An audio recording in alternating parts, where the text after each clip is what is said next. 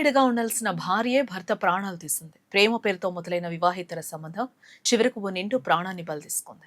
భర్త చనిపోవడమే లక్ష్యంగా పక్కా ప్లాన్ వేస్తుంది. ముందు మద్యం తాగించి మేడపై నుంచి తోసేశారు. అంతటితో ఆగలేదు. ఆసుపత్రిలో చికిత్స పొందుతున్న భర్తను కూడా వదలలేదు. ఎవరూ లేని సమయంలో టాయిలెట్ క్లీనర్ గా ఉపయోగించే హార్పిక్ లిక్విడ్ ను సిరంజితో నరాల్లోకి ఎక్కించి ప్రాణాలు తీసిందని పోలీసులు వెల్లడించారు. నిజామాబాద్ జిల్లాలో వెలుగు చూసిన ఈ కేసు ఇప్పుడు రాష్ట్ర వ్యాప్తంగా సంచలనంగా మారింది. నిజామాబాద్ నగర శివారులోని న్యాల్కల్ ప్రాంతానికి చెందిన ప్రశాంత్ కొంతకాలంగా గల్ఫ్ దేశంలోనే పనిచేస్తూ ఇటీవలే స్వగ్రామానికి తిరిగొచ్చాడు. అయితే అతని భార్య సంధ్యకు అనిల్ అనే వ్యక్తితో వివాహితర సంబంధం ఉంది. భర్త తిరిగి ఇంటికి రావడంతో తమ సంబంధానికి అడ్డుగా మారడని సంధ్య భావించింది. అప్పుడే అతన్ని చంపాలనే నిర్ణయం తీసుకున్నట్లుగా విచారణలో వెల్లడైందని పోలీసులు చెబుతున్నారు. ఈ హత్య కోసం సంధ్య ఒంటరిగా కాకుండా స్థానికుడైన వెంకట్ సాయి అలియాస్ బంటి సహా మరికొందరితో కలిసి పక్కా ప్లాన్ వేస్తుందని పోలీసులు అంటూ ఉన్నారు. ముందుగా ప్రశాంత్ను నమ్మించి బయటకు తీసుకెళ్లారు. అక్కడ బంటితో కలిసి మద్యం సేవించారు. ఆ తర్వాత ప్లాన్ ప్రకారం మేడపై నుంచి కిందకు తోసేసినట్లు దర్యాప్తులో తేలింది. తీవ్ర గాయాలతో కింద పడిన ప్రశాంత్ను వెంటనే ఆసుపత్రికి తీసుకెళ్లి ఏం జరగనట్లు నటించారు. మొదట ప్రభుత్వ ఆసుపత్రికి తరలించిన కుటుంబ సభ్యులు పరిస్థితి విషమించడంతో తర్వాత ప్రైవేట్ ఆసుపత్రికి మార్చారు. అందరూ ప్రమాదంలో గాయపడ్డాడని భావించారు. వైద్యులు చికిత్స అందిస్తున్నారు. బట్ సంధ్య మాత్రం అక్కడ కూడా తన కుట్రను ఆపలేదు. ఆసుపత్రిలో ఎవరూ లేని సమయం చూసిన సంధ్య టాయిలెట్ క్లీనర్ గా ఉపయోగించే హార్పిక్ లిక్విడ్ ను సిరింజ్లో నింపేసి భర్త నరాల్లోకి ఇంజెక్ట్ చేసేసింది. ఆ విష పదార్థం శరీరంలోకి వెళ్లడంతో ప్రశాంత్ పరిస్థితి మరింత విషమించి చివరకు ప్రాణాలు కోల్పోయినట్లు పోలీసులు అనుమానిస్తున్నారు.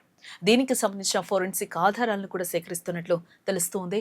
మొదట ఈ ఘటన ప్రమాద మరణంగానే భావించారు. మేడపై నుంచి పడిపోవడంతో గాయాల వల్లే చనిపోయాడని అనుకున్నారు.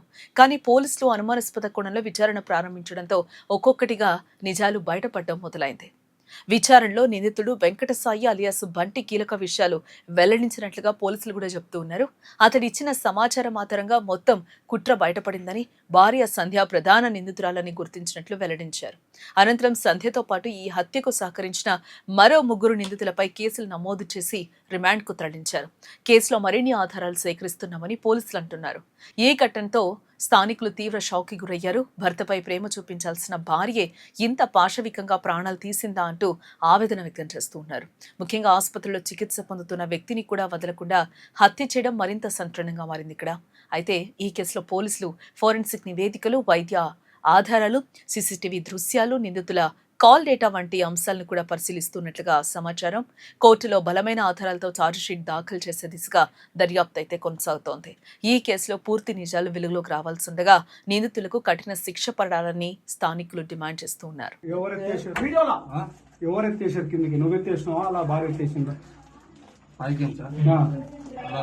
నేనైతే అన్న ఫోర్స్ ఇద్దరం కొట్టుకున్నామే.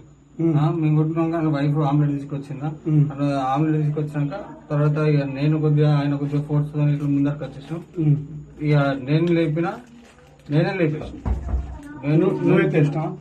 నాకు ఒకటి లేస్తాడా అలా వైఫ్ వేసి